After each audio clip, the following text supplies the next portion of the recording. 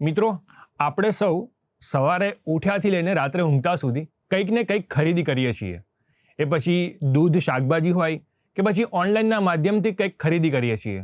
ઘણી વખત એવું બનતું હોય છે કે વસ્તુ ખરીદ્યા પછી ખબર પડે કે આપણી સાથે ફ્રોડ થઈ ગયું છે. વસ્તુ ઘરે લાવ્યા પછી ખબર પડે કે આ તો એક્સપાયરી ડેટ વાળી છે. ત્યારે આપણે શું કરીએ છીએ? આપણી સાથે અવારનવાર ઓનલાઈન ફ્રોડ પણ થતું હોય છે. ઘણી વખત યુપીઆઈ ફ્રોડ થતા હોય છે. તો આપણે શું કરીએ છીએ?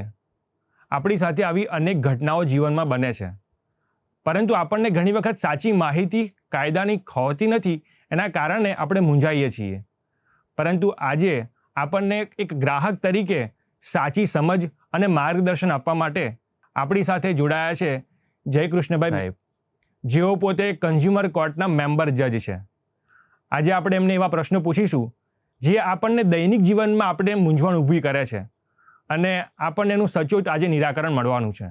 સાહેબ, કન્ઝ્યુમર કોર્ટ એટલે કે ગ્રાહક સુરક્ષા કોર્ટ, એની સાથે જોડાયેલો અગત્યનો શબ્દ છે ગ્રાહક.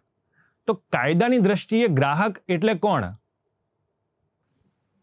જો કોઈ પણ વ્યક્તિ કોઈ ચીજ વસ્તુ કે કોઈ સેવાઓ એ વપરાશકાર પોતે અવેજ કહેતા કે નાણાં ચૂકવીને અથવા તો નાણાં ચૂકવવાનું વચન આપીને, નાણાં અંશતઃ ચૂકવીને અથવા નાણાં હપ્તેથી ચૂકવવાનું વચન આપીને જે કંઈ પણ માલ, ચીજ વસ્તુ ખરીદે છે, જે કંઈ પણ સેવાઓ પ્રાપ્ત કરે છે, તે વ્યક્તિને ગ્રાહક કહેવાય.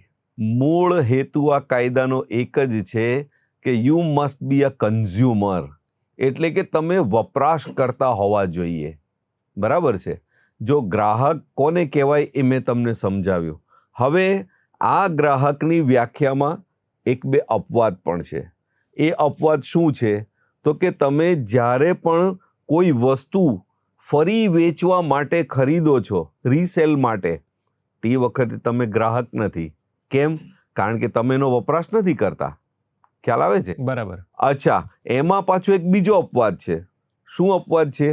કે ભાઈ તમે એ વસ્તુ ખરીદી, તમે એનો ઉપયોગ કરો છો, એ ઉપયોગ કમર્શિયલી લાગે છે, પણ જો એ તમારું જે કાંઈ પણ કાર્યવાહી છે એ તમારા જીવન વપરાશ માટેની હોય, જીવન નિર્વાહ માટેની હોય, સ્વરોજગાર માટેની હોય, તો તમે પાછા ત્યાં ગ્રાહક છો. કઈ રીતે? તો કે તમે એક એકાઉન્ટન્ટ તરીકે પોતે સેવા બજાવો છો, ફરજ આપો છો, બધાનું કામ કરો છો. બરાબર? હવે તમારા માટે કમ્પ્યુટર એ શું છે? તો કે તમારું જીવન નિર્વાહનું સાધન છે. એની પર જ એકાઉન્ટ લખાવાના છે. હવે એ કોમ્પ્યુટર બગડે છે, વોરંટીમાં છે, અને એની ઉત્પાદક કંપની જો તમને દાદ નહીં દેતી હોય, તો તમે આ ફોરમ, કમિશન કે આયોગ, એની સમક્ષ તમારી ફરિયાદ દાખલ કરી શકો છો. આ ફરિયાદ દાખલ કરવા માટે વકીલનું હોવું જરૂરી નથી. તમે વ્યક્તિ પોતે પણ આ ફરિયાદ દાખલ કરી શકે છે. અને લોકોનો ભ્રમ દૂર કરવા માટે જ સરકારે આને ગ્રાહક તકરાર નિવારણ કમિશન, ગ્રાહક આયોગ કે ફોરમ એવો શબ્દ વાપર્યો છે, નહીં કે કોર્ટ. ખ્યાલ આવે છે? બરાબર. એટલે અહીંયા આગળ છે ને તે ત્રણ, આ જે કંઈ પણ કમિશન છે એના મુખ્ય ત્રણ ફાયદા છે કે અહીંયા આગળ ગ્રાહકોને ઝડપી ન્યાય મળે છે. બીજું, આ જે કાર્યવાહી છે એ બિન ખર્ચાળ, એકદમ માઇનોર ખર્ચ, એકદમ ઓછો ખર્ચ એ ગ્રાહકને કરવો પડતો હોય છે. અને ત્રીજી વસ્તુ છે કે આ જે કાર્યવાહી છે એકદમ સરળ છે. ઓનલાઈન તમે આ ફરિયાદ દાખલ કરી શકો. અને પછી હા, તમારી ફરિયાદ સોગંદપૂર્વક એટલે કે એફિડેવિટ સાથે તમારે કરવી પડે કે ભાઈ તમે જે કાંઈ પણ લખ્યું છે એ સાચું છે. એના માટે આ એક નાનકડો પ્રોસિજર છે. ઓનલાઈન એનું જાગૃતિ એવું પોર્ટલ છે. એની ઉપર જાઓ એટલે તમારે સૌથી પહેલાં તો એનું રજિસ્ટ્રેશન કરવું પડે. એ કરો એટલે તમને આઈડી અને પાસવર્ડ બંને વસ્તુ અંદર આવે, અને એની અંદર એન્ટર થઈ અને કોઈ પણ સામાન્ય, જેને આ કમ્પ્યુટરનું સામાન્ય જ્ઞાન હોય, એ વ્યક્તિ ઇઝીલી આ ફરિયાદ દાખલ કરી શકે છે. ખૂબ સરસ સાહેબ. હવે મારે એનું થોડું બેકગ્રાઉન્ડ સમજવું છે. જેમ કે કોઈ પણ કાયદો કે પોલિસી બને છે, એની પાછળ કંઈક ને કંઈક હિસ્ટ્રી રહી હોય છે. તો આ જે ગ્રાહક સુરક્ષાનો કાયદો બન્યો એની પાછળ કોઈક શું કારણ હશે? એની પાછળ મુખ્ય વ્યક્તિ એક અમેરિકાના પાસ પ્રેસિડેન્ટ જ્હોન કેનેડી છે. બરાબર. એમણે 15મી માર્ચ 1962ના દિવસે અમેરિકાની સંસદમાં એક પ્રવચન કર્યું. એની અંદર એમણે કીધું કે અત્યારે આપણે બધા જ ગ્રાહક છીએ. કોઈ પણ આર્થિક ક્યાં તો આપણે એની અસર કરતા છીએ અથવા તો આપણે અસર પામતા છીએ. તો ગ્રાહકોના હિતોના સંરક્ષણ માટે, સંવર્ધન માટે એવી કોઈ કાનૂની વ્યવસ્થા નથી. અને પછી એમણે એ બાબતનો એવો ઉપાડ લીધો, લગભગ તમે માનશો નહીં પણ 21 વર્ષ પછી 1983માં ઇન્ટરનેશનલ ગ્રાહક સંગઠન એની એક રચના થઈ અને યુનોએ પછી એનો આખો એક પદ્ધતિસર કાયદો બનાવ્યો, એનો ખરડો બનાવ્યો અને એ ખરડો 16મી એપ્રિલ 1985ના દિવસે ત્યાં આગળ મંજૂર થયો. બરાબર. એટલે થયું શું કે સૌથી પહેલું ભાષણ જે 15મી માર્ચે કર્યું હતું, એટલે 15મી માર્ચને અત્યારે વિશ્વ ગ્રાહક અધિકાર દિવસ એ તરીકે દુનિયામાં મનાવવામાં આવે છે. આ રીતે આ કાયદો અસ્તિત્વમાં આવ્યો. પછી યુનોએ જે આ ગાઈડલાઇન્સ છે એ ગાઈડલાઇન્સ બધા દેશોમાં મોકલી આપી અને જે તે સમયે આપણે ત્યાં સ્વર્ગસ્થ રાજીવ ગાંધીજીની સરકાર હતી. એમણે 1986ની અંદર આ કાયદાનું એક સ્વરૂપ ખરડો તૈયાર કરી સંસદમાં પસાર કર્યો અને 24મી ડિસેમ્બર 1986ના રોજ રાષ્ટ્રપતિ એની પર સહી કરી. એટલે ઇટ બીકમ્સ અ લો. એને કાયદાનું સ્વરૂપ પ્રાપ્ત થયું. એટલા માટે 24મી ડિસેમ્બર હવે જે આવશે, દર વર્ષે 24મી ડિસેમ્બરને રાષ્ટ્રીય ગ્રાહક અધિકાર દિવસ તરીકે આપણા દેશમાં મનાવવામાં આવે છે. ખૂબ સરસ સાહેબ. હવે ઘણી વખત ગ્રાહકને ખબર નથી હોતી કે એના હકમાં શું છે, એના અધિકાર શું છે. તો બેઝિક એવા કયા અધિકારો છે કે જે ગ્રાહકને ખબર હોવી જોઈએ? કોઈ પણ વસ્તુ ખરીદે છે, જો કોઈ પણ પ્રોડક્ટ હોય એના વિશેની સંપૂર્ણ માહિતી મેળવવાનો એને અધિકાર છે. ત્યાર પછી એ પ્રોડક્ટ વાપર્યેથી એને નુકસાન તો નહીં થાય ને, એની સલામતીની ચકાસણી કરવાનો એને અધિકાર છે.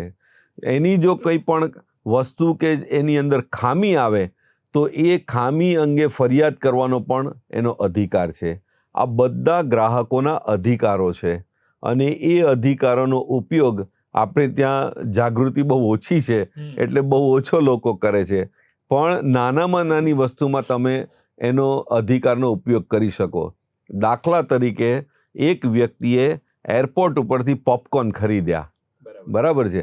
હવે એ પોપકોર્નનું જે પેલું હતું એની ઉપર લખ્યું હતું કે ભાઈ 10 રૂપિયા કે 20 રૂપિયા. બરાબર. અને ત્યાંના માણસે એની પાસેથી 100 રૂપિયા લીધા. પેલો ગ્રાહક હોશિયાર હતો કે ભાઈ मैंने तुझे पैसा दिया, मुझे तू बिल बना के दे देना. તો પેલા વ્યક્તિ માણસ હતો, એણે 100 રૂપિયાનું બિલ બનાવીને આપી દીધું. અને પેલા વ્યક્તિએ કે ભાઈ જો આની ઉપર છાપેલી કિંમત 20 રૂપિયા છે, આ વ્યક્તિએ મારી પાસેથી 100 રૂપિયા લીધા, એ વ્યક્તિને 50,000 રૂપિયા સુધીનો પેલાને દંડ થયો હતો. એટલે જાગૃતિની વાત છે આ, કે તમારી પાસે ક્યારેય પણ કોઈ વ્યક્તિ જે એની MRP કરતાં વધુ રૂપિયા વસૂલે પણ તમારી પાસે એનો પુરાવો હોવો જોઈએ. ખ્યાલ આવ્યો ને? સાહેબ, બિલ કેટલું અગત્યનું છે? ઘણીવાર પ્રશ્ન આ થતો હોય છે કે 10-20 રૂપિયાની વસ્તુ લીધી છે, એના માટે શું બિલ લેવા? એ આપણે ખબર નહીં આપણા જીન્સમાં શું છે. આપણે આમ એટલી બધી ઉતાવળમાં હોઈએ કે પેલો વ્યક્તિ બિલ બનાવે છે પણ લઈ જવા તૈયાર નથી. કારણ કે જો કોઈ પણ વસ્તુ છે, તમે ગ્રાહક તમે કહો કે મેં આ વસ્તુ આ વ્યક્તિ કે આ દુકાનેથી ખરીદ કરી, એનો પુરાવો શું છે? તો એનું પાકું બિલ છે. ત્યાર પછી તમે એને નાણાં ચૂકવ્યા, રાઈટ? અમુક વખત તમે રોકડેથી ચૂકવતા હો, અમુક વખત ચેકથી ચૂકવતા હો. તો તમે જ્યારે એના નાણાં ચૂકવો છો, જો આ હવે 5-10 રૂપિયાની વાત નથી. તમે હોસ્પિટલમાં સારવાર માટે ગયા, ડિસ્ચાર્જ થયા, તે વખતે લાખો રૂપિયાનું બિલ હોય છે. તો તે વખતે તમે જે નાણાં ચૂકવ્યા એની રસીદ તો તમારે લેવી પડે ને. આ બિલ છે, એની સામે તમે પેમેન્ટ કર્યું, એનો તમે પુરાવો રાખો. બરાબર છે. જ્યારે તમે કોઈ વસ્તુ પરચેસ કરો ત્યારે એની સાથે એની ગેરંટી વોરંટી કાર્ડ આવતો હોય છે. બરાબર છે. હવે આમ જનરલી વર્ષની ગેરંટી કે વોરંટી હોય, પણ તમે ફ્રીજ પરચેસ કરો તો એમાં તમને જે પેલું એનું કમ્પ્રેસર હોય એની 5 વર્ષની ગેરંટી કે વોરંટી હોય છે, બરાબર છે. તો તે વખતે આ ગેરંટી વોરંટી કાર્ડ પણ તમારી પાસે હોવું જરૂરી છે. બરાબર. એટલે બિલની એટલી અગત્યતા છે. હા. હવે સાહેબ, જ્યારે કોઈ વ્યક્તિ સાથે નુકસાન થાય છે, છેતરપિંડી થાય છે, તો એકચ્યુઅલી ફરિયાદી કોણ? હું તમને 1 મિનિટ અટકાવીશ કે આ કાયદામાં છેતરપિંડીની અંગે કોઈ પણ પ્રકારની રાહત પ્રાપ્ત થઈ શકતી નથી, જેને ફ્રોડ કહેવાય.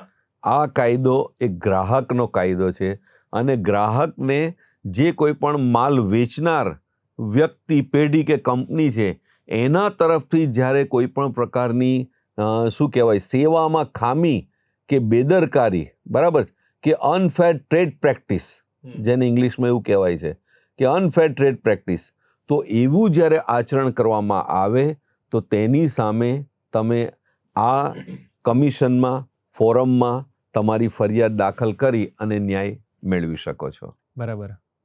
હવે સામાન્ય વ્યક્તિને સમજાય એ રીતે થોડું મારે સમજવું છે કે મારી સાથે કોઈક નુકસાન થયું છે, છેતરપિંડી થઈ છે કે કોઈક ફ્રોડ થયું છે, તો મારે કેવી રીતે ફરિયાદ દાખલ કરવી અને ક્યાં કરવા માટે જવું? બરાબર છે. હવે આ છે ને તે ત્રિસ્તરીય કાયદો છે. સૌથી પહેલું જિલ્લા કમિશન, એની ઉપર રાજ્ય કમિશન અને એની ઉપર રાષ્ટ્રીય કમિશન. એટલે ડિસ્ટ્રિક્ટ કમિશન, પછી સ્ટેટ કમિશન અને નેશનલ કમિશન. આ 3 રીતનો આખો એક આનો જેને કહેવાય કે કાયદાની સિસ્ટમ છે, બરાબર. એટલે તમારે કોઈ પણ ફરિયાદ કરવી હોય તો એના માટેનું દરેકની એક મર્યાદા છે. દાખલા તરીકે ડિસ્ટ્રિક્ટ કમિશનમાં તમે કમ્પ્લેન્ટ ક્યારે કરી શકો? તો કે તમારી જે કાંઈ પણ વ્યવહાર થયો છે એનું અવેજ, કન્સિડરેશન, એ જો બિલો 50 lakhs હોય તો you can file complaint in district commission. 50 લાખથી ઓછું મૂલ્ય હોય, ખ્યાલ આવે છે ને? તમે ઇન્સ્યોરન્સ 5 કરોડનો લીધો છે પણ એનું પ્રીમિયમ તો 10 કે 12 લાખ રૂપિયા જ છે. તમે મેડિકલ નેગ્લિજન્સીનો કેસ થાય છે, ડૉક્ટરે તમારા મધર ફાધર કોઈની સાથે કંઈક ખોટું કર્યું છે, રાઈટ, તો તમે એની સામે કેસ 1 કરોડનો કરવા ઈચ્છો છો, પણ તમારું હોસ્પિટલનું બિલ કેટલું થયું છે? 50,000, 1 લાખ, 1.5 લાખ, 2 લાખ, 3 લાખ, 5 લાખ, 10 લાખ. તો you can file complaint in district commission. ખ્યાલ આવ્યો ને? તમે મર્સિડીઝ ગાડી લીધી, ઓડી ગાડી લીધી અને એમાં કંઈ પણ તકલીફ આવી તો એની કિંમત 50 લાખથી ઓછી હોય. તમે જે ચૂકવ્યું છે એની વાત છે. ધારો કે તમે 1.5 કરોડનો ફ્લેટ લીધો અને 50 લાખ તમે બિલ્ડરને ચૂકવ્યા છે અને બને છે એવું કે ભાઈ એણે તમને કીધું કે ભાઈ XYZ કંપનીના હું નળ વાપરીશ, ટાઇલ્સ વાપરીશ, અને પછી એ કોઈક લોઅર ક્વોલિટીની વસ્તુ નાખે છે, તો તમારું કન્સિડરેશન બિલો 50 લાખ છે, તો તમે ડિસ્ટ્રિક્ટ કમિશનમાં ફરિયાદ દાખલ કરી શકો. ઘણી વખત એવું થાય કે મેટર મોટી હોય, નુકસાન મોટું હોય, તો તે વખતે તમારે ડાયરેક્ટ સ્ટેટ કમિશનમાં ફરિયાદ ફાઇલ કરવી પડે. ત્યાર પછી એનાથી મોટું હોય 50 લાખથી 2 કરોડ સુધીની સત્તા એ સ્ટેટ કમિશનને છે, અને 2 કરોડથી વધુ કોઈ પણ રકમ હોય તો તે વખતે તમારે ફરિયાદ એ ડાયરેક્ટ દિલ્હી નેશનલ કમિશનમાં કરવી પડે. આ જ રીતે તમારે જ્યારે પણ જ્યારે અમે કોઈ ચુકાદો આપીએ છીએ, રાઈટ, અને એ ચુકાદાનું જો સામેવાળા વ્યક્તિ પાલન નહીં કરે તો તમારે એની અપીલ એ સ્ટેટ કમિશનમાં કરવાની હોય. હવે અપીલ કરો ત્યારે એની કોઈ ફી ચૂકવવાની હોતી નથી, બરાબર.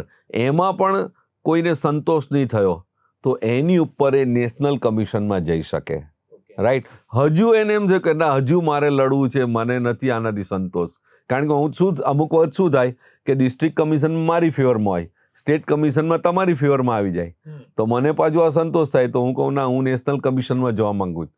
તમે કહો કે ના, તો તમે નેશનલ કમિશનના ચુકાદાની સામે ફાઇનલ સુપ્રીમ કોર્ટમાં પણ અપીલ કરી શકો છો. સાહેબ, તમે કીધું ને હમણાં કે ફી ચૂકવવાની થતી નથી. હા. તો મોટા ભાગે પ્રશ્ન એ જ હોય છે કે જ્યારે કોર્ટની વાત આવે ને ત્યારે ખર્ચ એની બહુ મોટી Exactly. બીક હોય છે, એટલે વ્યક્તિ ત્યાં આવવા માટે ખચકાય છે. એટલા માટે જ આ કમિશન આયોગ ફોરમની રચના કરવામાં આવી છે, અને 5 લાખ રૂપિયા સુધીનું તમારું અવેજ હોય ને, 1 રૂપિયો ફી નથી. મેં તમને કીધું કે એકદમ નજીવી ફી. કેવી નજીવી ફી? 5 લાખથી 10 લાખ રૂપિયા સુધીનું તમારું કન્સિડરેશન હોય ₹200 ફી છે. બરાબર. 10 લાખથી 20 લાખ રૂપિયા સુધીનું તમારું મૂલ્ય અવેજ નાણાંની ચૂકવણી હોય તો તમારે ₹400 છે, અને 20 લાખથી 50 લાખ સુધી હોય તો માત્ર ₹1000 એ તમારે શું કહેવાય એકાઉન્ટ પે ચેકથી અથવા તો ડ્રાફ્ટથી તમે આ કમિશનની અંદર જમા કરાવી શકો છો. એટલે આ કાયદો એ મોટે ભાગે ગ્રાહક તરફી જ છે, એક તરફી આ કાયદો છે. કઈ રીતે? તો કે ગ્રાહકને કોઈ પણ અન્યાય થાય તો એ જે તે વ્યક્તિ, પેઢી કે કંપની એની વિરુદ્ધ ફરિયાદ કરી શકે, પણ કંપની કે પેઢીને ગ્રાહક વિરુદ્ધ કાંઈ ફરિયાદ હોય તો આ કોર્ટને એ ફરિયાદ સાંભળવાની સત્તા નથી. સંપૂર્ણ ગ્રાહકની જ સુરક્ષા કરે છે. Yes, right. સાહેબ, એવું પણ બનતું હોય કે ગામડામાં રહું છું હું, હા. ગામડામાં રહેતા વ્યક્તિ સાથે નુકસાન થયું, ગામમાં કોઈક વસ્તુ વેચવા માટે આવ્યા અને એની સાથે ફ્રોડ થયું, તો એને કેવી રીતે કમ્પ્લેન દાખલ કરવાની? એના માટે જો દરેક આ જિલ્લા લેવલ સરકારે વ્યવસ્થા કરી છે, બરાબર. અને બીજી વસ્તુ મેં તમને કીધું એમ કે આ ફરિયાદ ઓનલાઈન ફરજિયાત કરવાની છે. એટલે આગળ મેં તમને એની પ્રોસિજર પણ બતાવી કે એકદમ સિમ્પલ જાગૃતિ એ સરકારનું પોર્ટલ છે, એની ઉપર તમે જાઓ એટલે તમે એકદમ સરળતાથી સામાન્ય કમ્પ્યુટરનું જ્ઞાન ધરાવતી વ્યક્તિ પણ આ ફરિયાદ દાખલ કરી શકે છે. બરાબર. એમાં તમારે આખું એના બધા વિભાગો જ છે કે તમે કઈ વ્યક્તિ વિરુદ્ધ ફરિયાદ, કે ભાઈ એમાં બેઝિક હું તમને કહી દઉં શું લખવાનું હોય તો કે તમારું ફરિયાદીનું નામ, સરનામું, બરાબર છે, તમારું મોબાઈલ નંબર કે જેથી કંઈ પણ અમને પ્રશ્ન થાય તો અમે તમને કોન્ટેક્ટ કરી શકીએ, તમારું જો ઈમેલ આઈડી હોય તો ઈમેલ આઈડી લખવાનું, તમને જેની સામે ફરિયાદ છે એનું નામ, સરનામું, પિનકોડ, નંબર છે, કારણ કે અમે નોટિસ કાઢશું. બરાબર. એને સાંભળવાની તક આપવી પડે ને, તો અમે નોટિસ કાઢશું તો એ નોટિસ એનું પરફેક્ટ એડ્રેસ નહીં હોય તો ક્યાં કાઢશું? બરાબર. એટલા માટે જેની વિરુદ્ધ તમને ફરિયાદ છે એનું પણ તમારે પૂરું નામ, સરનામું, એનો મોબાઈલ નંબર, તમારે કંઈ વાર્તાલાપ થયો હોય, ઈમેલ ઉપર ઘણી વખત કંપનીઓ સાથે મેલ દ્વારા બધું ડ્રાફ્ટિંગ થતું હોય છે, રાઈટ, કોરસ્પોન્ડન્સ થતું હોય, તો તે વખતે તમારી પાસે મેલ હોય તો એ મેલ પણ અમારે ત્યાં કન્સિડર કરવામાં આવે છે એને, કારણ કે mail is a legal entity, right, એટલે એને કાયદાની પરિભાષામાં માન્યતા આપવામાં આવી છે. તો એ રીતે આ બધી વસ્તુ એમણે આપવાની હોય. તમારી પોતાની જેને કહેવાય કે સાતત્યતા, સત્યતા માટે એકમાત્ર આધાર કાર્ડ તમારે રજૂ કરવાનો હોય, કારણ કે અમારી પાસે પણ અમુક મર્યાદા છે કે નવસારી ડિસ્ટ્રિક્ટમાં હું છું તો અત્યારે નવસારી જિલ્લાની ફરિયાદો જ સાંભળવાની મને સત્તા છે. બરાબર. ખ્યાલ આવે? હવે આ કઈ રીતે નક્કી થાય? તો કે જે કોઈ પણ ફરિયાદી છે એ જ્યાં રહેતા હોય, બીજી વસ્તુ કે એને જે વ્યક્તિ કે પેઢી કે કંપની પાસેથી ખરીદી કરી છે એ જે તે જિલ્લાની હોય, બરાબર છે, અથવા તો તમારું જે કંઈ પણ ફરિયાદનું કારણ છે એ જ્યાં ઉદ્ભવ્યું હોય, આ ત્રણેયમાંથી કોઈ પણ જગ્યાએ ગ્રાહક ફરિયાદ કરી શકે છે, એને જ્યાં સરળતા પડે ત્યાં. હવે આનું હું એક સ્પષ્ટતા જોડે જોડે કરી દઉં કે જ્યારે મોટે ભાગે છે ને તે વીમા બાબતે આમાં બહુ થોડું કન્ફ્યુઝન થતું હોય છે કે તમે અત્યારે અહીંયા વડોદરામાં રહો છો, બરાબર, તમારો એજન્ટ છે એ સુરત છે એટલે તમને પોલિસી સુરતની આપે છે, બરાબર, કંપની XYZ છે, પોલિસી તમને સુરતથી ઇસ્યુ થઈ છે, રાઈટ. હવે બને છે એવું કે તમારા ફાધરને કે કોઈને કંઈક આપણે ટ્રીટમેન્ટ લેવાની થઈ અને તમે અમદાવાદ જાઓ છો કે મુંબઈ જાઓ છો, રાઈટ, અને પછી તમે એ ક્લેમ કર્યો, ઇન્સ્યોરન્સ કંપનીએ તમારો ક્લેમ રિજેક્ટ કર્યો, તો તે વખતે તમે ફરિયાદ ક્યાં ફાઇલ કરી શકો? Either in Vadodara or in Surat or in Ahmedabad. ખ્યાલ આવે છે ને? બરાબર. ત્રણેયમાંથી કોઈ પણ જગ્યાએ જ્યાં તમારું મન કરે, જ્યાં તમને સુટેબલ હોય ત્યાં ગ્રાહક પોતે ફરિયાદ કરી શકે એમ. એટલે સામાવાળા જે ધંધો કરતા હોય એની જ્યાં ઓફિસ હોય ત્યાં પણ કરી શકે. આપણે રહીએ છીએ, મને તો અહીંયા જ સરળ પડે તો હું સુરત છું તો સુરત કરી શકું. એટલે ટૂંકમાં પહેલાં કેવું હતું કે તમે નીચે લખી દો કે સબ્જેક્ટ ટુ વડોદરા જ્યુરિસ્ડિક્શન. હવે ભૂલી જવાનું, વડોદરા જ્યુરિસ્ડિક્શન તમારે જે લખો હોય તે લખો, પણ ગ્રાહકને જ્યાં સુટેબલ હશે ત્યાં હી કેન ફાઇલ કમ્પ્લેન. એટલે ગ્રામ્યની વ્યક્તિ પણ આ રીતે પોતે ફરિયાદ કરી શકે છે. અને મેઇન વસ્તુ એક જ છે કે આમાં કોઈ એવી લેન્ધી પ્રોસિજર નથી. હું તમને ટૂંકમાં સમજાવી દઉં કે ગ્રાહક પોતે પહેલાં એક સોગંદપૂર્વક ફરિયાદ કરે છે, એટલે ફરિયાદ કરે એટલે અમારે સામાવાળાને જવાબની તક આપવી પડે. એટલે અમે એમને નોટિસ કાઢીએ, નોટિસની સાથે આમની ફરિયાદ અને જે એમણે પુરાવા રજૂ કર્યા હોય એ એમને મોકલી આપીએ. એ સામાવાળા એમને પોતાના જવાબમાં એક્સપ્લેનેશન આપે, એ પણ એફિડેવિટ ઉપર જ રજૂ કરશે. એની પાસે કોઈ પુરાવા હોય તો એ રજૂ કરશે. બરાબર. હવે આમણે જે પુરાવા રજૂ કર્યા છે એ ઓકે છે, સાચા છે, ખોટા છે, એના માટે ફરી એક તક ગ્રાહકને મળે સામાવાળાના જવાબની સ્પષ્ટતા માટે. That is called counter affidavit. એ પોતે કરી શકે. આટલું થઈ ગયું એટલે પછી બંને પક્ષકારોએ પોતાની મૌખિક યા લેખિત દલીલ રજૂ કરી દેવાની કે ભાઈ આ જે કર્યું એની સામે મારો આ રિપ્લાય છે, આમણે જે આ ફરિયાદ કરી એની સામે મારે આવું થયું હતું. બસ આટલું થયું, બંને પક્ષે દલીલ થઈ ગઈ એટલે અમારે એનો ચુકાદો આપી દેવાનો. આ છે ને દેટ ઇઝ કોલ્ડ કાયદાની ભાષામાં આને સમરી ટ્રાયલ કહેવાય એમ. એટલે એકદમ શોર્ટમાં અને ઝડપથી ન્યાય મળે એ રીતે લોકોને બને એટલા જલ્દી, કારણ કે હવે માંડ 25-50 હજારની ફરિયાદ હોય, હવે એને 4, 5, 10 વર્ષે તો એટલા તો એના ખર્ચો ધક્કા ખાવામાં થઈ જાય. એટલે અમે તો એ વ્યક્તિ ગ્રાહક પોતે જે કંઈ પણ રજૂઆત કરે એને અમે દલીલ ગણી લઈએ કે આ એમની દલીલ છે. એ કંઈ વકીલ નથી તો એમની રીતે રજૂઆત કરે. હવે સામે પેલા કંપનીવાળો આવે તો કંપનીવાળો બધી કાયદાની ભાષામાં મોટી મોટી વાતો કરે, એની પણ અમે દલીલ સ્વીકારી લઈએ. અને આ છે ને મેં કીધું એમ સમરી ટ્રાયલ છે, એટલે અહીંયા આગળ કોઈ પેલું વિટનેસ બોક્સ નહીં હોય. અમારે ત્યાં તમારા જે કંઈ પણ પુરાવા હોય એ તમારે રજૂ કરવાના, સામાવાળા પુરાવા રજૂ કરે એના આધારે અમારે ચુકાદો આપવાનો હોય છે. પણ કોઈક એવો ગૂંચવણભર્યો કેસ હોય અને તે વખતે અમને લાગે કે આમાં આપણે કરવા જેવું છે, તો તે વખતે અમે સ્પેશિયલ એમને હુકમ કરી અને સાક્ષીને બોલાવતા હોય છે, એને મળતા હોય છે. પછી અમુક વખત અમને એવું લાગે તો અમે FSLની પણ મદદ લેતા હોય છે. જ્યારે બર્ન્સ ને આવા બધા બ્લાસ્ટ થયા હોય અને એવા જે કેસો બનતા હોય છે તો તે વખતે પછી અમુક વખત પેલા ડિનાયલ કરે કે આ મારી સહી છે જ નહીં, તો સિગ્નેચર પેલા ફિંગર એક્સપર્ટ્સ હોય એનું પણ અમે માર્ગદર્શન લેતા હોઈએ છીએ. ઓલા સામેવાળાને એનું એ થાય કે ભાઈ આ ખોટું છે, આવું અમે લખીને આપ્યું જ નથી, તો તે વખતે અમે એ લોકોની બીજી જે કાંઈ પણ સહીઓ હોય એ લઈને ફિંગરપ્રિન્ટ્સ એક્સપર્ટ્સને પણ કેસ રિફર કરી શકતા હોય છે. એટલે એવી જ રીતના ડૉક્ટર્સનું હોય, બરાબર છે, અમુક વખત કેન્સરને એને લગતા કેસીસ હોય તો હવે એટલું બધું ડીપ નોલેજ અમને મેડિકલનું નહીં હોય, તો તે વખતે અમે જે ગુજરાત કેન્સર સોસાયટી અમદાવાદ છે ત્યાં આગળ આખો કેસના બધા પેપર્સની ઝેરોક્સ કાઢીને રિફર કરીએ અને પછી એ લોકો એની પર કહે કે ભાઈ આમાં આટલું વસ્તુ આમાં છે, એના આધારે પણ અમે પછી ઓપિનિયન આપતા હોઈએ છીએ, ચુકાદો આપતા હોઈએ છીએ. કોઈ કેસ 6 મહિના લાંબો ચાલ્યો તો શું કસ્ટમરનું વળતર મળે કે પછી જે રકમ નક્કી થયું એટલી જ મળી રહે? આ કમિશન અને ફોરમ પાસે સરકારે એટલા બધા વાઇડ પાવર્સ આપ્યા છે કે અમે એને માનસિક અને શારીરિક ત્રાસ થાય ને એનું પણ વળતર અપાવીએ છીએ.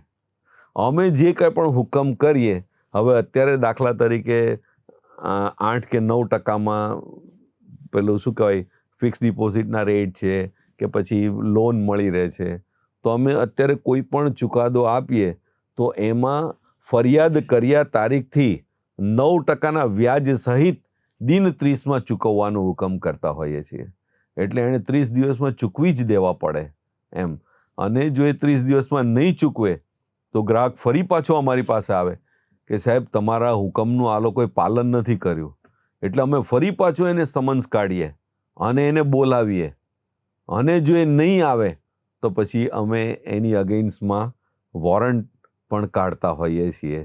બરાબર. પહેલાં જામીનપાત્ર વોરંટ હોય, ત્યાર પછી જો એ 1 વખત 2 વખત જામીનપાત્ર વોરંટ કાઢીએ અને એમાં પણ જો એ હાજર નહીં થાય તો અમારી સાથે અમારા પ્રેસિડેન્ટ સાહેબ હોય તો એમની સહીથી અમે એમને નોન બેલેબલ વોરંટ પણ ઇસ્યુ કરી અને ત્યાં આગળ બોલાવી શકીએ છીએ, હાજર કરી શકીએ છીએ. બરાબર. તમે કદાચ કહી શકો તો તમને કેવા કેવા કેસ આવતા હોય છે તો પ્રેક્ટિકલ બધાને ખબર પડે કે આવા હા. પ્રકારની કમ્પ્લેન્ટ નોંધાય છે. અત્યારે તો ચારે બાજુ એક જ કેસીસ મુખ્ય છે, અને એ છે કે તમારા એકાઉન્ટમાંથી ઓટીપી આપ્યો નહીં હોય તો પણ પૈસા નાણાં ઉપડી જાય છે. હા, ઓનલાઈન બરાબર, ઓનલાઈન લેક્સ ઓફ રૂપીસ ઉપડી જાય છે. તમારાથી ભૂલમાં કંઈક એક ટીક થઈ ગઈ મોબાઈલમાં કે ક્લિક થઈ ગયું, અને એને કારણે સીધું એકાઉન્ટ હેક કરી અને લાખો રૂપિયા લોકોના એકાઉન્ટમાંથી ટ્રાન્સફર થઈ જતા હોય છે.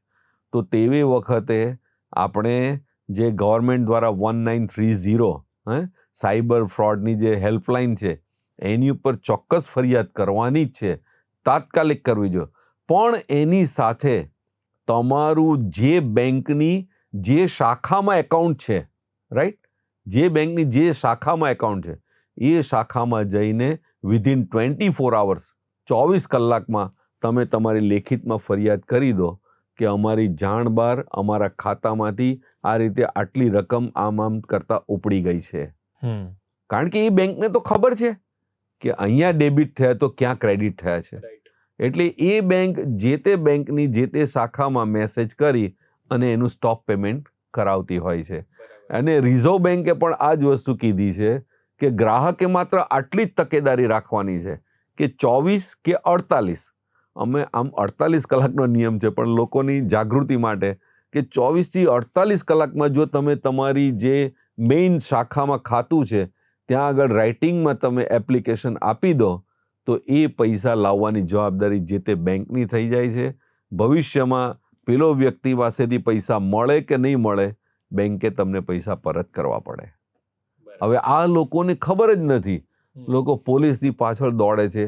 હા, એમને જાણ કરવાની જ છે, એની ના નથી, પણ એની સાથે પોલીસ એને છેતરપિંડીના એંગલથી પકડશે, બરાબર છે, અને કેટલા દિવસો પછી એ કંઈક પકડાશે, એનું એકાઉન્ટમાં પૈસા હશે તો તમને મળશે.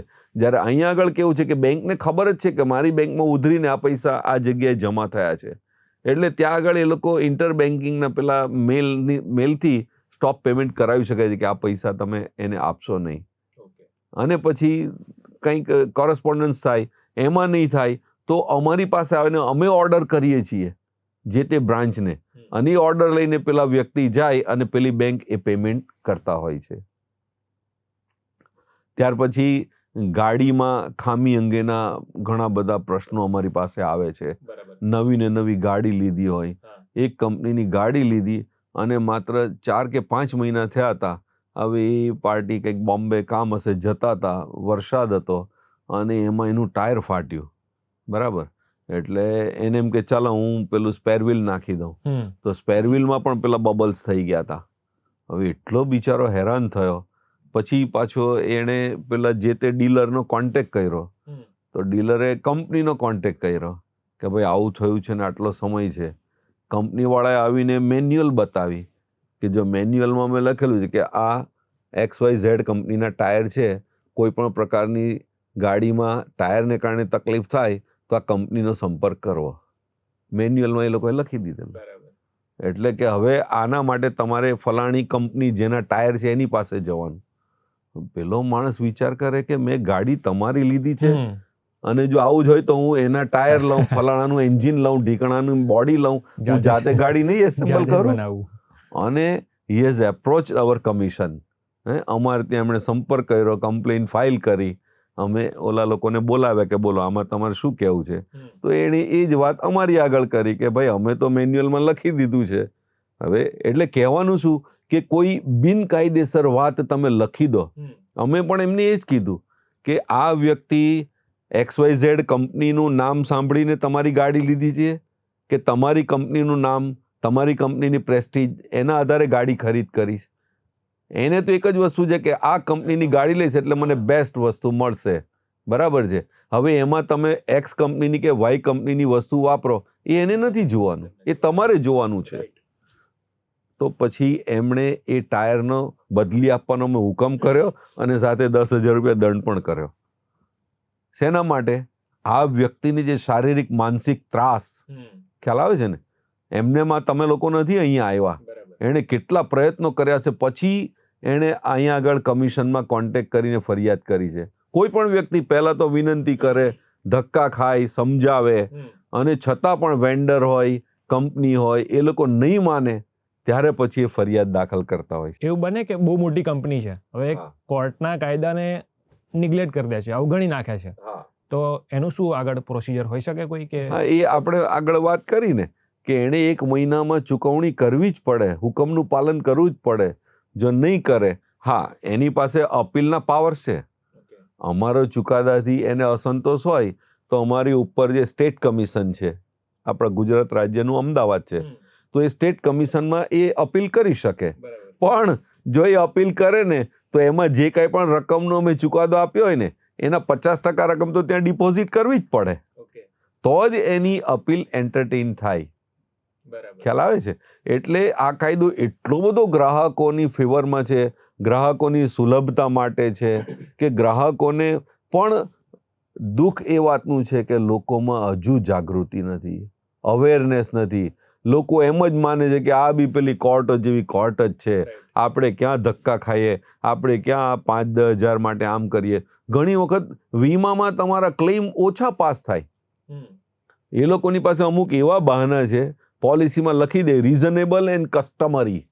હવે ભાઈ રીઝનેબલ એન્ડ કસ્ટમરી ચાર્જ કોને ગણવાનો? તમને ખ્યાલ આવે છે ને? એક ડોક્ટર છે એ કોઈ એક ઓપરેશન 25,000માં કરે. હવે એ જ સિનિયર મોસ્ટ ડોક્ટર હોય, બરાબર છે, અને એના કરતાં સારી ડિગ્રી ધરાવતો હોય, એના કરતાં સારું એનું નામ હોય, તો એ વ્યક્તિ ઓપરેશનના 50,000 પણ ચાર્જ કરે. બરાબર છે. તો તે વખતે મને જેની પર વિશ્વાસ હોય એની જ પાસે હું ઓપરેશન કરાવીશ. તે વખતે હું એમ થોડું જોઈશ કે આ ઓછામાં કરે છે, આ વધારે કરે. કારણ કે હું વીમો શા માટે લઉં છું કે ભવિષ્યમાં મારી પર આવનાર કોઈ પણ શારીરિક તકલીફ વખતે મને આર્થિક રક્ષણ મળી રહે, એના માટે તો વ્યક્તિ વીમો લેતી હોય છે. અને પછી જ્યારે માંદગી આવે તે વખતે તમે કહો કે ના ભાઈ, આ તો કેટરેક્ટનું ઓપરેશન તો પેલો 35,000માં કરે છે, તો તમે તો આ 50,000માં કરાવ્યું, એટલે હું 35 જ આપું. તો આવી રીતના પણ ડિડક્શન આવતા હોય છે. તો તે વખતે પેલો વ્યક્તિ કે મરવા દે હવે 15-20 હજાર પણ જો એ ફરિયાદ દાખલ કરે તો એને એ પૈસા પણ વ્યાજ સહિત પ્રાપ્ત થાય છે. અને જેટલો સમય જાય, 2 વર્ષ, 3 વર્ષ કે 6 મહિના, એ તમામ સમયનું વ્યાજ પણ અમે પછી આ માનસિક ત્રાસ, શારીરિક હેરેસમેન્ટ જે બધું થયું એનું પણ અમે વળતર અપાવતા હોય છે. બરાબર. કોઈક એવા ઇન્ટરેસ્ટિંગ કેસ તમારી પાસે આવ્યા હોય અને જે જનરલ પબ્લિકને બહુ જ ટચ થતા હોય, એવા તમે કહી શકો તો વધારે ખ્યાલ આવે. એટલે એમાં એક ગાડીનો કેસ છે, કંપનીનું નામ હું નહીં દઈ શકું, પણ એ કંપનીની ગાડી લીધી અને વ્યક્તિ લગભગ 10-15 દિવસ થયા ઘરે લઈ ગયા અને એની બોડી ઉપર પેલો આમ કાટ લાગે ને એવા લાલ કલરના બધા દાણા દાણા ફૂટી નીકળ્યા. એટલે એ વ્યક્તિ તો દોડતો ડીલર પાસે ગયો, ડીલરે વ્યવસ્થિત સર્વિસ કરી દીધી, એટલે ઓલું જે દાણા ઉપસેલા બધા નીકળી ગયા. કે ચાલો હશે કંઈક. મહિનો થયો ને વળી પાછું એ જ વસ્તુ. એટલે પાછા પેલા ડીલર પાસે કે ભાઈ નવીને નવી ગાડીમાં આ બધું શું છે? એટલે પેલા એના મેનેજરને કહ્યું કે બરાબર ધ્યાન રાખીને વ્યવસ્થિત સર્વિસ કરો. વ્યવસ્થિત સર્વિસ કરી. 1.5 મહિનો પાછા એ જે દાણા ઉપસી આવ્યા. બન્યું એવું કે પેલા એ કંપનીમાંથી માણસો બોલાવ્યા, એટલે કંપનીના ટેકનિશિયનોએ આવીને એની ગાડીને વ્યવસ્થિત સાફ કરી, નીકળી ગયા. પાછું એ જ 1.5-2 મહિનામાં પાછા ઉપસી આવ્યા. કંપનીએ પછી આખી ગાડી ખોલી નાખી અને એક પાર્ટ્સને રીકલર અને ફરી પાછું ફિટિંગ કરીને ગાડી આપી. 2.5-3 મહિના ચાલી, પાછું એ જ દાણા. કંપની વાળાએ વિચાર્યું કે કંઈક તકલીફ બીજે છે, એટલે એ લોકો પેલા વ્યક્તિના ઘરે જોવા ગયા. તો કે ભાઈ હા, આ છે ને આમ થોડેક જ દૂર આના ઘરથી દરિયા કિનારો છે, એટલે એની આ જે ખારી આબોહવા છે ને એને કારણે આવું થાય છે. બરાબર. તો પેલા વ્યક્તિના વકીલ હતા, એણે કીધું કે સાહેબ અમારી પાસે જ બીજી કંપનીની ગાડી છે અને આજુબાજુમાં બીજી 25 ગાડી છે, કોઈની ગાડીમાં આવું નથી થતું ને આ જ ગાડીમાં કેમ થાય? એટલે પછી તો હવે બંને પોતપોતાની રીતે પોતાનો પક્ષ રજૂ કર્યો અને મેં ચુકાદો આપ્યો કે ભાઈ હજુ પણ તમને એક તક આપીએ છીએ કે 2 મહિનાનો સમય આપીએ છીએ તમારી જે, કારણ કે આ છે ને ઉત્પાદકીય ખામી કહેવાય. ખ્યાલ આવે છે ને? ઉત્પાદકીય કંપનીમાં જે વસ્તુ બની છે ત્યાંથી જ આ ખામી ઉદ્ભવી છે. બરાબર. હવે એ શું ખામી છે, પતરું ખરાબ છે કે પછી જે કાંઈ પણ હોય તે, પણ એટલે ઉત્પાદક એ ખામી છે, છતાં એને દૂર કરવા તમને 60 દિવસો સમય આપીએ છીએ. જો તમે નહીં કરશો તો પછી તમારે ગાડીના પૈસા પાછા આપીને આ ગાડી કંપનીએ લઈ લેવી પડશે. અને એમને એમ થયું કે ના, આવું અમે આટલા બધા પ્રયત્નો કરીને નથી થતું, તો પેલો વ્યક્તિ આટલા પૈસા ખર્ચીને આવી ગાડી થોડો વાપરે, અને કદાચ 5-10 વર્ષ વાપરા પછી એ વેચવા જશે તો કોણ લેશે? એટલે પછી કંપનીને છતાં પણ સંતોષ નહીં થયો તો એમણે અપીલ ફાઇલ કરી. તો અપીલની અંદર પણ અમારી ઉપલી કોર્ટે સ્પષ્ટ કીધું કે નીચલી કોર્ટનો ચુકાદો બરાબર છે અને એનું પાલન તમારે કરવું પડશે. અને પછી કંપનીએ પેલા વ્યક્તિને પૈસા પાછા આપ્યા. પેલો અમને થેન્ક્સ કહેવા આવ્યો કે સાહેબ તમારે કારણે અમે આમાં બચી ગયા. એટલે આવા કેસીસ પણ થાય છે. પછી અમુક વખત છે ને તે જેને કહેવાય કે આખી આમ ચેનલ, હવે હું તમને નેગેટિવ કેસ કહું છું કે લોન લે ને એની સાથે એવી વ્યક્તિના નામે લોન લે કે ભાઈ એની ઉંમર વધારે હોય, અને પછી 5-7 વર્ષ જેટલી લોન ચાલે, એ દરમિયાન કંઈ પણ થાય ઓલી વ્યક્તિને અને એક્સપાયર થઈ જાય તો આ લોન વાઇન્ડ અપ કરી દે, એના બધા પૈસા વીમા કંપની ચૂકવે. તો બોલો, 65 વર્ષની વ્યક્તિના નામે, લેડીઝના નામે એમણે વ્હીકલ લોન લીધી અને એમાં એમની લાઈફની પોલિસી લીધી, પાછું બેંકમાંથી લોન લીધી એટલે બેંકે લીધી. વીમા કંપનીએ કોઈ પ્રકારનું ચેકિંગ તપાસ કરાવ્યા સિવાય પોલિસી આપી દીધી. હવે પેલી વ્યક્તિને એટલા બધા રોગો હતા કે લોન લીધાને 6 મહિનામાં જ એક્સપાયર થઈ ગયા. એટલે હવે આપણે તો બધી લોન માફ કરાવી દેવાની, ખ્યાલ આવે છે ને? તો હવે આવી વખતે શું કરવાનું? આવી વખતે શું કરવું? આપણને એકદમ ક્રિસ્ટલ ક્લિયર દેખાય છે, બરાબર છે, કે આ જે કંઈ પણ રોગને કારણે એમનું મૃત્યુ થયું છે એ કોઈ 1-2 દિવસમાં થાય એવું નથી. હા, આ બધી લાંબી જૂની બીમારી છે. તો તેવી વખતે સપ્રેશન ઓફ મટીરિયલ ફેક્ટ કહેવાય કે તમે પોલિસી લેતી વખતે વીમા કંપની તમારી પાસે ફોર્મ ભરાવે છે. એની અંદર એક કોલમ હોય કે તમને એવી જૂની બીમારી છે જેમાં તમે હોસ્પિટલમાં દાખલ થયા હોય, અમુક દિવસ રહ્યા હોય અને એને કારણે તમને તકલીફ થઈ હોય કે એવું કોઈ ઓપરેશન કરાવ્યું છે, આ બધી વસ્તુ એ લોકો પૂછતા હોય છે અને એ આપણે ફોર્મમાં દર્શાવવું અનિવાર્ય છે. હા, તો એના એટલે પછી વીમા કંપની વિચારે કે હવે એમને આ રોગ ચાલી આવે છે, તો એમાં પોલિસી આપવી કે નહીં આપવી, અને આપવી તો એમાં કંઈક પ્રીમિયમ વધારે લઈને આપણે જોખમ સ્વીકારીએ.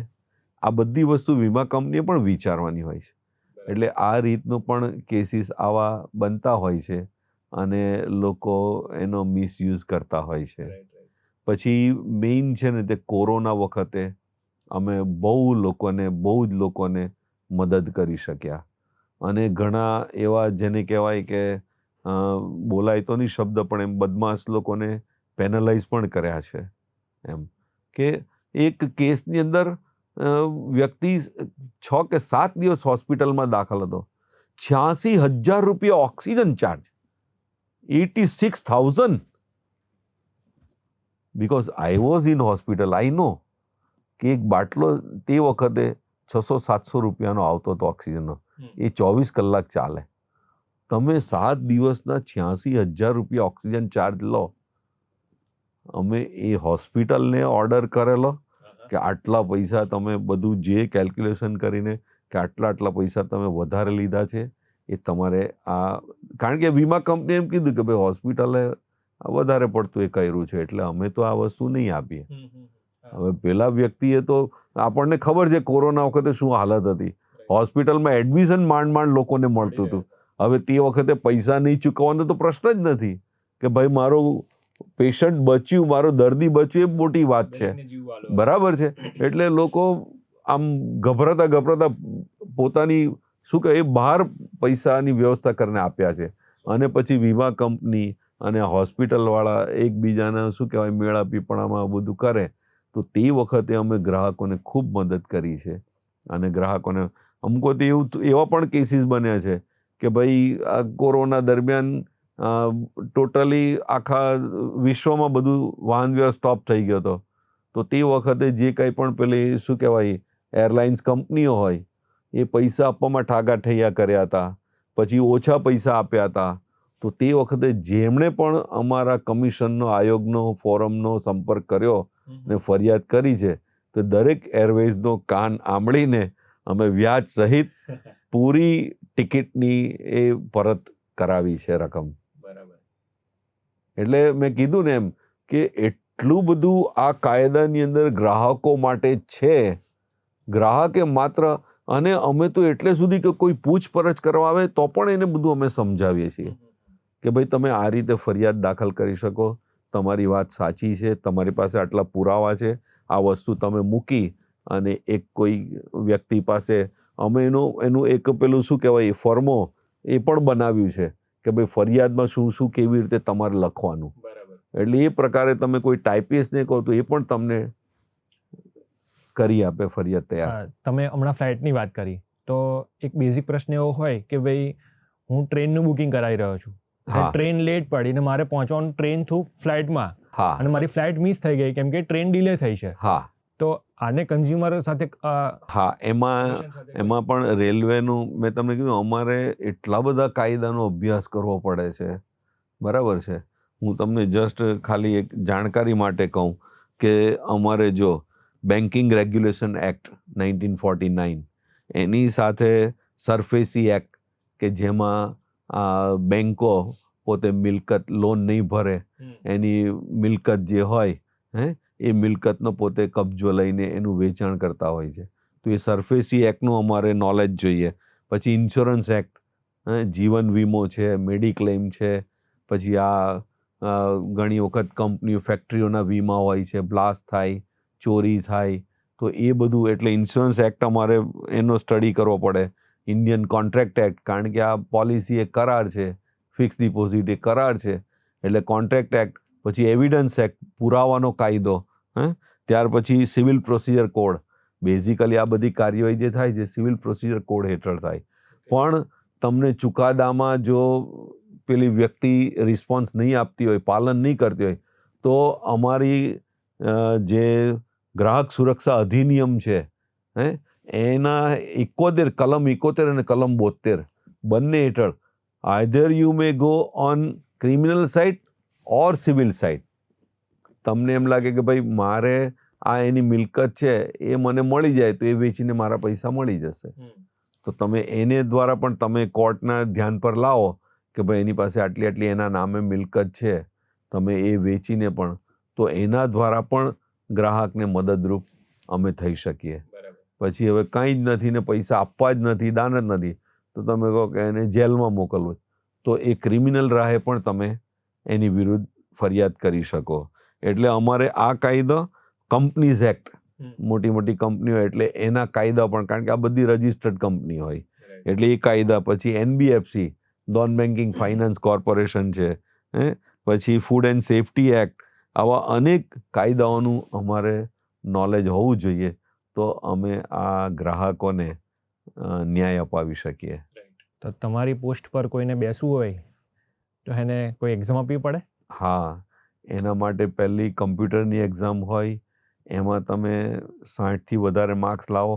કઈ એક્ઝામ કહેવાય એને? એ તો આપણે અરજી કરીએ તે વખતે ઇંગ્લિશ છે, જનરલ નોલેજ છે, થોડાક કોમ્પ્યુટરાઇઝેશનને લગતા અમુક પોઈન્ટ છે, એ બધાનું આપણને નોલેજ જોઈએ. અને એની એક જેને કહેવાય MCQ એનાવાળી ટેસ્ટ હોય, એમાં તમારે 60થી વધારે માર્ક્સ લાવવા પડે. Then you will be eligible for written test. એમાં પછી તમારી લેખિત પરીક્ષા લેવાય. એમાં પાછું તમારે 1 કલાકમાં 2 કેસોના જજમેન્ટ લખવાના હોય.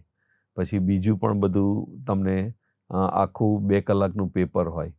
એ પાસ કરો પછી તમારું ઓરલ ઇન્ટરવ્યૂ થાય, અને એ ઇન્ટરવ્યૂમાં પાછા એક હાઈકોર્ટના જજ હોય, બીજા કાયદા વિભાગના સચિવ હોય, ત્રીજા પુરવઠા વિભાગના સચિવ હોય.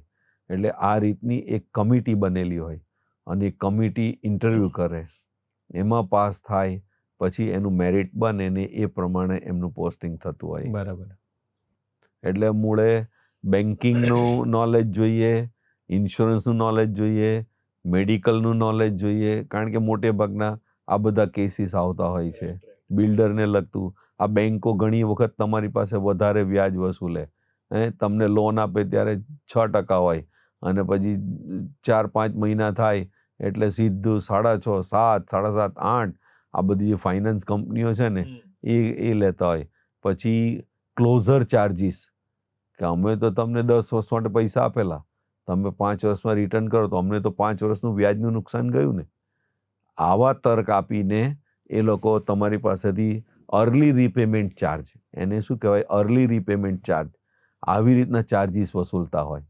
તો તે વખતે રિઝર્વ બેંકની ગાઈડલાઇન્સને આ બધું અમારા નોલેજમાં હોવું જોઈએ. તો અમે ગ્રાહકને ન્યાય અપાવી શકીએ કે ભાઈ રિઝર્વ બેંકની આ ગાઈડલાઇન છે કે જો કોઈએ હાઉસિંગ લોન લીધી હોય અને એ જો વહેલી ચૂકવણી કરવા માંગતો હોય તો તે વખતે સામેવાળી કોઈ પણ બેંક હોય કે કોઈ ફાઇનાન્સ કંપની હોય એ લોકો આવો ચાર્જ વસૂલી શકે નહીં. પછી ઘણી વખત આપણી પેલી મૂવેબલ અને ઇમૂવેબલ 2 પ્રોપર્ટી હોય, બરાબર છે, તો પેલા પૈસા કંઈક હવે કોરોના વખતે જ 2-3 હપ્તા નહીં ભરાયા તો એની ગાડી ખેંચી લાવે અને બધું સેટિંગ જ હોય, એને બધું બતાવે એમ કે અમે આ હરાજી કરી અને પેલા વ્યક્તિને પધરાવી દે ગાડી. એક વ્યક્તિનો કંઈક 33 લાખનો ટેમ્પો હતો, મોટો જે આવે ને, એ 17 મહિના વપરાયેલો હતો અને બિચારો આ કોરોનામાં ભરી નહીં શક્યો તો પેલા કંપની વાળાએ 18 લાખમાં વેચી માર્યો. બોલો. હવે કોઈ પણ તો આવી વખતે તમારે એનો પ્રોપર પ્રોસિજર કરવો પડે. તમે ગાડી ખેંચો તે પહેલાં તમારી પાસે કે એનું એકાઉન્ટ NPA થયું છે, ત્યાર પછી તમારે પોલીસ સ્ટેશનમાં જાણ કરવી પડે. કાલે પેલો ચોરીની ફરિયાદ કરે તો કે ભાઈ અમે આ ગાડીનો કબજો લઈએ છીએ, પછી તમારે એનું વેલ્યુએશન કરાવવું પડે. વેલ્યુઅર હોય એના, એ વેલ્યુઅર પાસે વેલ્યુએશન કરવા પડે. પછી તમારે પેપરમાં જાહેરાત આપવી પડે કે ભાઈ આ વસ્તુની આ જગ્યા તમે જોઈ શકો ને હરાજી આ તારીખે કરવાની. અને એમાં પાછો જે લોની હોય ને એનો પહેલો રાઈટ થાય, એને તમારે જાણ કરવાની કે હજુ પણ જો આ દિવસે હરાજીમાં તારી ગાડી વેચાવાની છે, તું ધારે તો તને પહેલો ચાન્સ. હવે આ બધો પ્રોસિજર કર્યા પછી તમે ગાડી વેચી શકો. એને બદલે તમે બારોબાર લાવ્યા અને આપી દીધી કોકને, એવી રીતે નહીં થાય. તો આ બધી વસ્તુઓ છે એ અમે જાણતા હોઈએ તો અમે ગ્રાહકને એના અંગે ન્યાય અપાવી શકીએ, કંપનીનો કીધું એમ કાન આંબળી શકીએ અને ગ્રાહકને વળતર અપાવી શકીએ. રાઈટ. એટલે આ બહુ જ સાદો, સારો, સરળ, બિન ખર્ચાળ કાયદો છે અને હું તમારા માધ્યમથી દરેક ગ્રાહકોને વિનંતી કરું છું કે તમારી સાથે કોઈ પણ પ્રકારનો અન્યાય થાય, સેવામાં કોઈ પણ પ્રકારની ખામી, એ જે કંઈ પણ માલ ચીજ વસ્તુ હોય, આમાં શું થાય, જો હું તમને કહું કે સૌથી પહેલાં અમે શું જોઈએ કે ભાઈ આ ફરિયાદ શા માટે કરી, તો કે ભાઈ એણે જે વસ્તુ લીધી એમાં એક યા વધારે પ્રકારની ખામી હોય, બરાબર. પછી માલ કે ચીજ વસ્તુ એક્સપાયરી ડેટવાળી હોય, પછી MRP કરતાં વધુ નાણાં વસૂલેલા હોય, પછી ચોથી વસ્તુ એ કે એનો ઉપયોગ કરવાથી આપણને કંઈક શારીરિક કે એની સલામતી માટે જોખમી હોય, બરાબર. તો આ બધી વસ્તુ જ્યારે હોય તો તમે એને ફરિયાદ કરી શકો. સૌથી પહેલું ઓનલાઈન પોર્ટલ પર જ જવું પડે. હા, ઓનલાઈન કારણ કે હવે અત્યારે બધું જ જેને કહેવાય કે કમ્પ્યુટરાઇઝેશન થઈ રહ્યું છે, એટલે અને બધા લોકો શું કહેવાય, હવે અમે ટ્રેનમાં આવતા જતા અપડાઉન કરું છું તો ચા લઈ તો એના 10 રૂપિયા બી પેલાથી જીપેથી UPI થી કરે છે. તો પછી હવે આ ફરિયાદ કરવામાં તો ક્યાં તકલીફ પડે. મોબાઈલથી ટ્રાન્ઝેક્શન કર્યું હોય એના સ્ક્રીનશોટ વેલિડ ગણાય? યસ, વેલિડ ગણાય. કારણ કે તમે જ્યારે ઓનલાઈન પરચેસ કરતા હોય, અને આ મોટે ભાગના પ્રોબ્લેમ્સ ઓનલાઈન પરચેસમાં આવે છે કે ઓનલાઈન પરચેસ કર્યા પછી ઘણી વખત, હમણાં જ એક કેસ આવ્યો હતો કે એનું બોક્સ આવ્યું, એણે કંઈક ગોલ્ડ જ્વેલરી મંગાવી, અંદરથી જ્વેલરી નીકળી જ નહીં. તો તે વખતે એ માણસ એલર્ટ હતો, એણે પેલા વ્યક્તિનો જે ડિલિવરી મેન આવ્યો એની પાસે એના હાથમાં રાખીને વિડીયોગ્રાફી કરાવીને ખોલાયું અને એ પ્રૂફ અમારી સમક્ષ રજૂ કર્યું. બરાબર. કે જો આ વ્યક્તિ ડિલિવરી આપવા આવ્યો છે, એ ડિલિવરી મેન છે, એટલે એણે પછી એ કુરિયર સર્વિસવાળાને પણ પક્ષકાર બનાવ્યો, બરાબર, અમેઝોનને પક્ષકાર બનાવ્યો, એની સાથે આપણે કારણ કે Amazon is e commerce market place, Flipkart છે, અમેઝોન છે, સ્નેપડીલ છે, આ બધા શું છે કે તમને એક પ્લેટફોર્મ પૂરું પાડે. તો પણ એનો જે ઉત્પાદકીય કંપની જુદી છે, એટલે એને પક્ષકાર બનાવવો પડે કે ભાઈ વસ્તુ XYZ કંપનીની છે, પણ પરચેસ કરી છે આપણે અમેઝોન થ્રુ કે ફ્લિપકાર્ટ થ્રુ કે સ્નેપડીલ, જે કંપની હોય તે. તો તે વખતે અમેઝોન એવું નહીં કહી શકે કે ભાઈ અમે તો ખાલી પ્લેટફોર્મ પૂરું પાડ્યું. બરાબર. કારણ કે તમે પૈસા કોને ચૂકવા છે?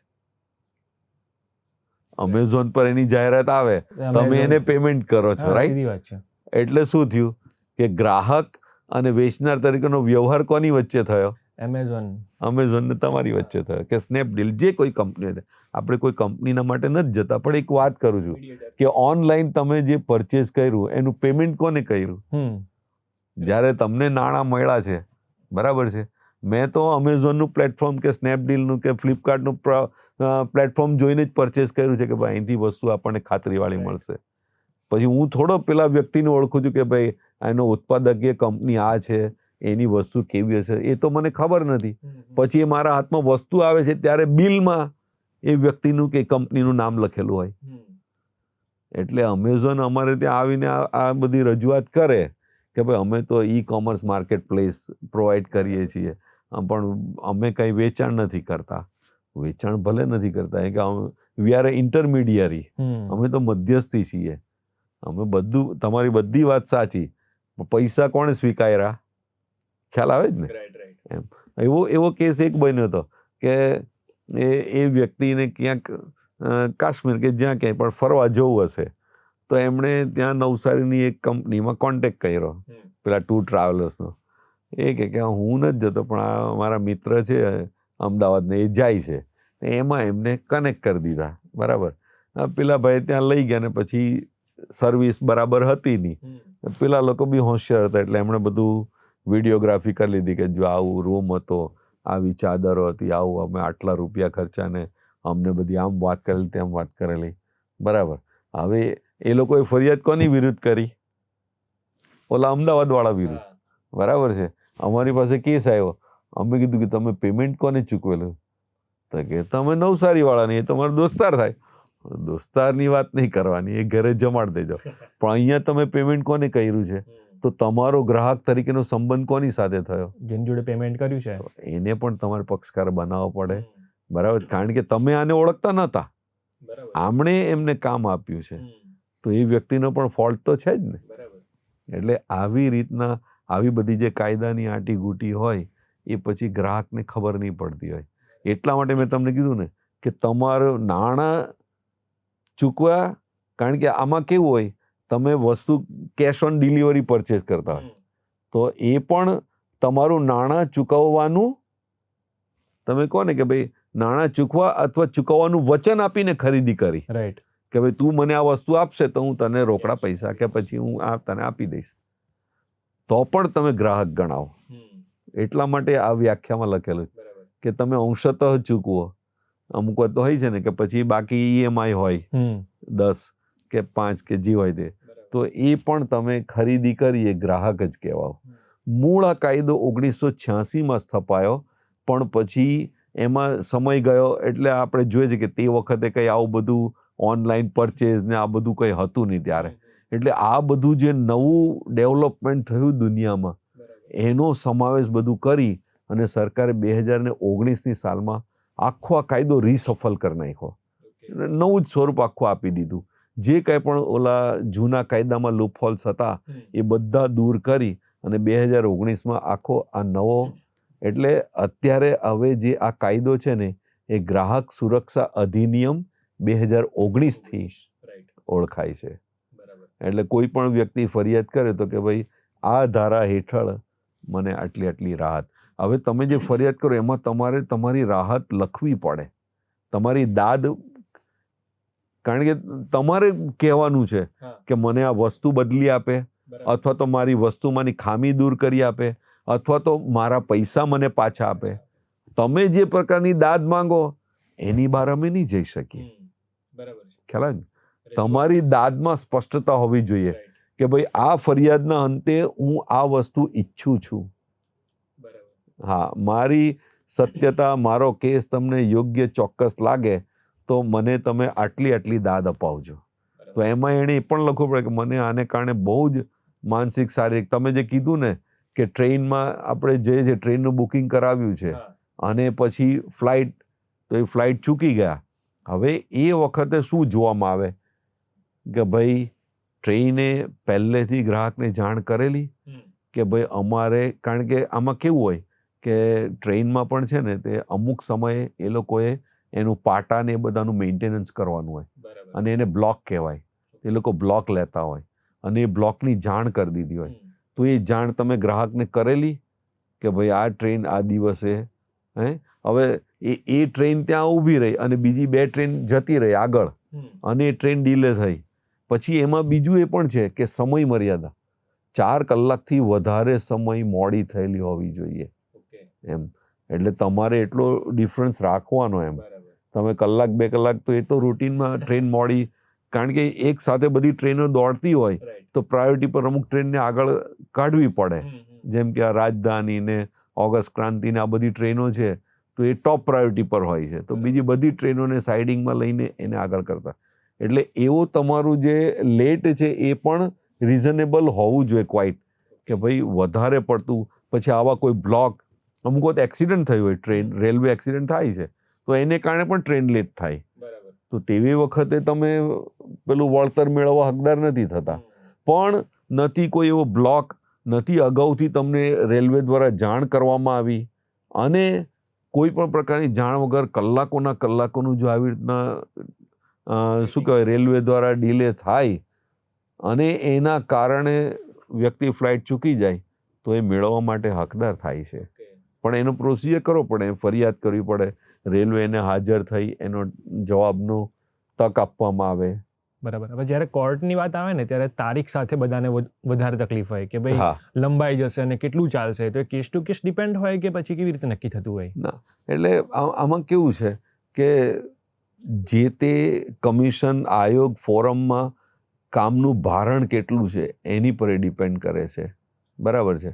હવે હું અત્યારે નવસારી છું તો અમારે ત્યાં અત્યારે ફરિયાદો ઓછી છે, તો 6 થી 8 મહિનામાં ફરિયાદનો નિકાલ થઈ જાય છે એમ.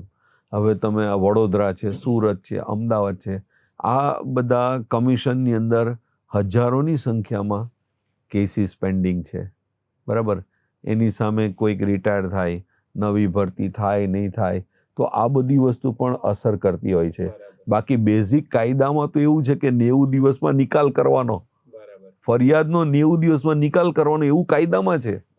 પણ એ વસ્તુ શક્ય નથી બનતી, કારણ કે તમે ફરિયાદ કરો એટલે જવાબ આપવા માટે 1 મહિનાનો સમય, અને એમાં એને કંઈક તકલીફ થાય તો બીજા 15 દિવસનો સમય, એમ 45 દિવસનો સમય તો એને જવાબ આપવા માટે આપવામાં આવતો હોય છે.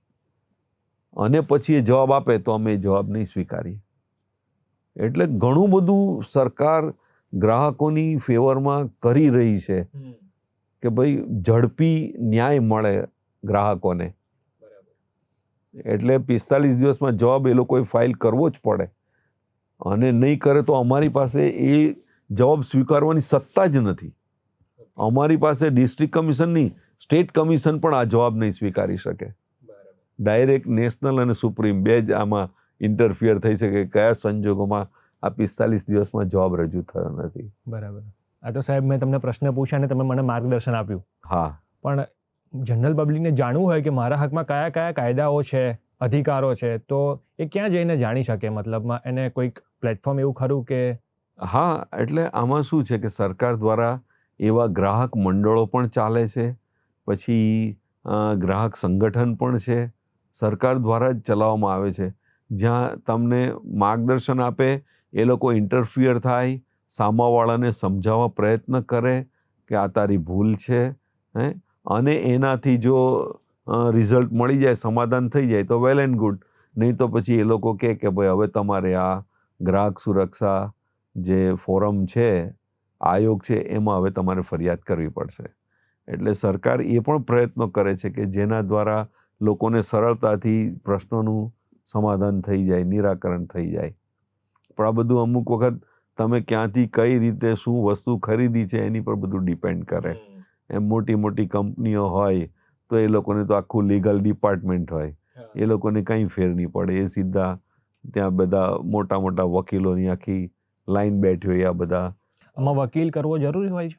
ના, મેં કીધું ને એમ કે તમે પોતે તમારી જેને કહેવાય કે રજૂઆત વ્યવસ્થિત કરી શકો, તો વ્યક્તિ પોતે જે રજૂઆત કરે એને અમે દલીલ ગણી લઈએ છીએ, અને એમને છતાં પણ એમ કહે કે તમારે કંઈ લેખિત આપવું હોય તો લેખિત પણ આપી શકો છો.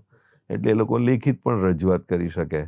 અને વકીલ હોય તો એ થોડી કાયદાની આંટીઘૂંટી જાણતા હોય, તો તેવી વખતે એટલે મેઇન વસ્તુ શું છે, કેસ ટુ કેસ છે. તમારી મોટી લાખોની મેટર હોય તો તે વખતે તમે જાતે લડો અને વકીલ લડે એમાં ફેર પડે. પણ તમારી નાની કંઈક 25-50 હજારની કે 1 લાખની વસ્તુ છે એમ. અને અમુક વખત કેવું વ્યક્તિને કોન્ફિડન્સ હોય છે. એક વ્યક્તિ પોતે NRI હતા, તો એ પરદેશથી આવ્યા અને એમણે એક બેંકમાં જઈને કીધું કે મારે આનું રોકાણ એવી રીતે કરવું છે કે મને શું કહેવાય, દર મહિને અમુક રૂપિયા મળે કે જેથી હું 4-6 મહિને આવું તો અહીંયા રહીને એ પૈસા વાપરી શકું. મારે કોઈને કંઈ એમ કરીને એમ કે મારે આ રકમ રાખવી છે. હવે બેંકે શું કર્યું, એની જે પેલી પોલિસી હોય ને એ પોલિસી આપી દીધી બેંકે. પેલા ભાઈને પછી પોલિસી ક્યાં મોકલી? અમેરિકાના એડ્રેસ પર મોકલી. પેલો ઇન્ડિયા છે, તારે ત્યાં કાલે સહી કરી કે બધું કરી, પોલિસી ત્યાં મોકલી. હવે પોલિસી એણે ત્યાં મિત્રને ફોન કર્યો કે જો નહીં ભાઈ મારા ઘરે આ પોલિસી આવી છે. એ પેલા એ પોલિસી ત્યાં શોધી, એને અહીંયા પાછી પોસ્ટમાં મોકલી. હવે એમાં 1 મહિનાનો સમય થઈ ગયો. હવે પેલો કે ભાઈ મેં તો આ તમને રોકાણ કરવાની વાત કરી, તમે તો મને પોલિસી પકડાઈ દી. તો કે જે કહેવું હોય તે 1 મહિનામાં તમારે કહેવાનું હોય. એનો 30 ડેઝનો ગ્રેસ પીરિયડ હોય કે તમે કોઈ પોલિસી પરચેસ કરો તો 30 દિવસમાં તમારે એ રિટર્ન કરવી હોય તો તમે રિટર્ન કરી શકો, પૂરા પૈસા પાછા મળે. આ 30 દિવસ થઈ ગયા, હવે તમને પૈસા નહીં મળે. તો કે હવે તમારી પોલિસી સરેન્ડર થશે. અને સરેન્ડર કરીને એના લગભગ 11 લાખ રૂપિયા કાપી લીધા. પેલો બી મજબૂત હતો કે જે કરો તે મારે સરેન્ડર કરો.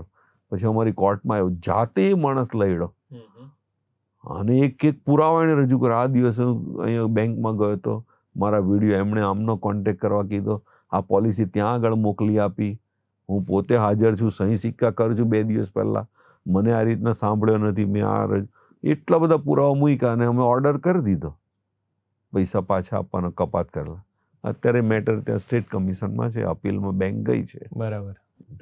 એટલે કહેવાનું શું કે આવી રીતનું પણ થતું હોય છે કે બેંકોના બધા ટાર્ગેટ આપવામાં આવતા હોય, એટલે ટાર્ગેટમાં કોઈ બિચારો વિશ્વાસ મૂકીને આપણે ત્યાં આવે, ખ્યાલ આવે છે ને, એટલે પછી એને એમ થાય કે હાળું હજુ ઇન્ડિયા આવું ને આવું જ છે, આવું થઈ જાય છે. લોકોની અમુક પ્રકારની આ બધાની જે મેન્ટાલિટી, અને એ લોકોને પર્સન્ટેજમાં કમિશન મળતું હોય આ પોલિસી કરે એટલે એના માટે ઓલા બિચારાને બાટલીમાં ઉતારી દીધો. બરાબર. તો આવી રીતનું વર્તન પણ ઘણી વખત થતું હોય છે. તો તે વખતે પણ જો જાગૃત હોય તો એને પૈસા પાછા મળી શકે. ખૂબ સરસ સાહેબ, તમારા જવાબથી દરેકને બહુ સરળતાથી ખબર પડી ગઈ કે કોર્ટ એક મિત્ર છે, કન્ઝ્યુમર કોર્ટ. એટલે જે ખર્ચની બાબત છે, સમયની બાબત છે, જતા અચકવાની બાબત છે, એ બધામાં ઘણી બધી ક્લેરિટી મળી આજે. તો આજે ખૂબ સરસ માર્ગદર્શન આપના દ્વારા મળ્યું. તમે હવે લાસ્ટમાં જે સાંભળી રહ્યા છે એમને કંઈક કહેવા માંગતા હોય? જાગૃત ગ્રાહક સુખી ગ્રાહક. જેટલો ગ્રાહક જાગૃત રહેશે, ખરીદી કરતી વખતે, ઉપયોગ કરતી વખતે, વપરાશ કરતી વખતે, એટલો એ પોતે સુખી રહેશે, એને ઓછી તકલીફ પડશે અને એ સારામાં સારી રીતે કોઈ પણ પ્રકારના શારીરિક, માનસિક જેને કહેવાય ત્રાસ વગર સુખ શાંતિથી જીવન. કારણ કે આપણે બધા, કોઈ વ્યક્તિ દુનિયામાં એવું નથી કે જે ગ્રાહક નથી. બરાબર છે. એ ક્યાં બીજી રીતે આપણે દરેક ગ્રાહક છીએ જ. બરાબર છે. હવે જેટલા આપણે જાગૃત રહીશું, જેટલા આપણે શું કહેવાય ચોકસાઈ રાખીશું, એટલા આપણને તકલીફ ઓછી આવશે અને એટલા આપણે સારી રીતે જીવન જીવી શકીએ. એટલે જાગૃત ગ્રાહક સુખી ગ્રાહક. ઓકે, તો thank you very much sir. તમે આજે સમય કાઢીને બધાને માર્ગદર્શન આપ્યું એ બદલ આપનો ખૂબ ખૂબ આભાર.